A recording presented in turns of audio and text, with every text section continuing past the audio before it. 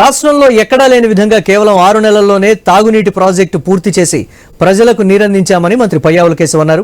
30 ఏళ్లుగా ఉరవకొండ పట్టణంలో తాగునీటి సమస్య ఉండగా పిఏబిఆర్ డ్యాం నుంచి ఉదిరిపికొండ వరకు అక్కడి నుండి ఉరవకొండ వరకు తాగునీటి సరఫరా చేసేందుకు 22 కోట్ల రూపాయల వ్యయంతో పనులు ప్రారంభించారు మంత్రి. ప్రజల దాహార్తిని తీర్చే ఈ ప్రాజెక్టును పూర్తి చేయడం సంతోషంగా ఉందని, ప్రజలకు సేవకుడిగా పనిచేస్తానని, అది చేతల్లో చూపిస్తున్నానని తెలిపారు మంత్రి పయ్యావుల కేశవ్.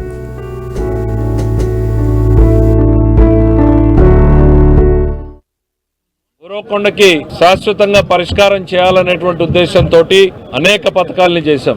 కానీ 5 ఏళ్లలో 1 మీటర్ పైప్ లైన్ కూడా వేయలేకపోయారు. ఉరవకొండ తాగునీటికి ఎప్పుడు పని చేసినా కూడా పయ్యావుల కేశవ్ చేసినటువంటి పనే కనపడతా ఉంది. ప్రారంభించినటువంటి 6 నెలల లోపల ఇంత పెద్ద ప్రాజెక్ట్ ని పూర్తి చేయడం నిజంగా రాష్ట్రంలోనే ఒక రికార్డు. విశ్వేశ్వర్ రెడ్డి ఒక అసమర్థుడు అనడానికి ఉరవకొండ తాగునీటి వ్యవస్థే కారణం. మనం ప్లానింగ్ చేశాము, శాంక్షన్లు చేసి పెడితే కూడా పని చేయలేనటువంటి అసమర్థుడు.